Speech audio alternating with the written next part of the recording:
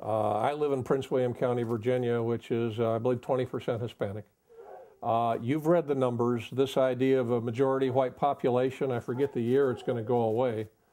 But any group that claims to represent a slice of,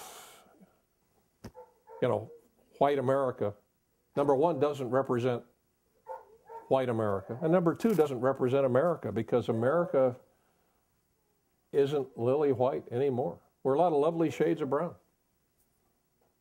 Get used to it.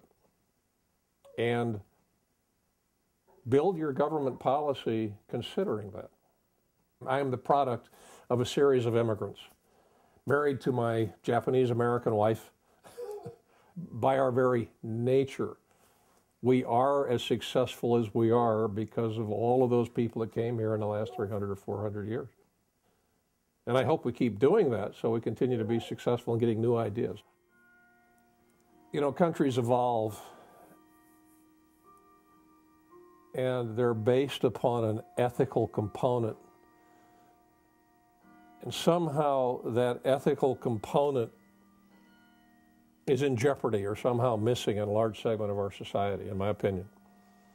Which means people don't mind exploiting or gaming the system for whatever reason. Everybody that bought a home and lied on their mortgage application is to blame. Everybody that lied on a credit card application is to blame. We could blame Bush or Congress or whoever. But the fact is, while I talked about AIG and Goldman Sachs and the banks and how they exploited the commercial financial sector, a lot of people had to, and the Bernie Madoffs, people had to buy into that.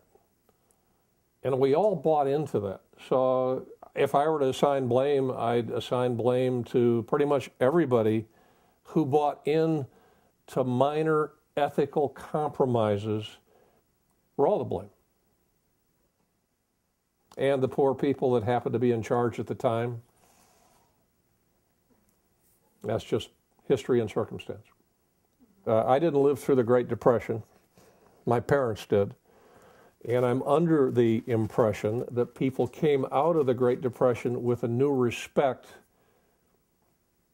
for money.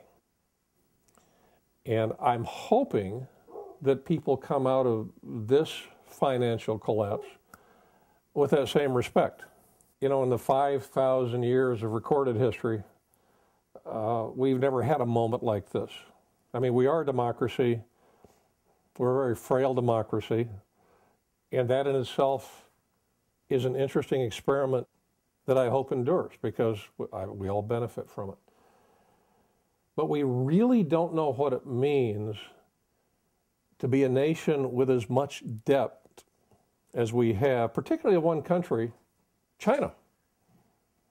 China pretty much owns us and our future. So the answer is try to reduce debt as much as possible. Try to scale down the size of government to those things that are important to the continuity and maintenance of the country. Get out of these overseas wars as quickly as possible to reduce their costs. Get rid of earmarks and pork barrel spending. Almost $20 billion in 2009. Obama did not deliver on that promise. He let those earmarks go. I'm a soldier. I understand sometimes we have to fight, but only when we have to. We need to wind down Afghanistan and quickly as possible, working with the Pakistanis who actually want to get involved in that war, for pragmatic reasons to reduce costs. And by the way, I believe in taking out bad guys, but we should be doing it with technology, with an Air Force that doesn't have to train pilots because we can use drones, and with other tactical intelligence satellites, dramatically reducing the cost of government quickly by getting rid of anything we can't trace to this, and lots of new faces. Faces like yours. Lots of new faces for one term.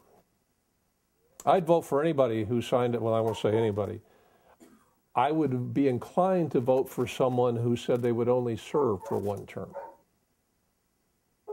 And I think that's an interesting component of a platform.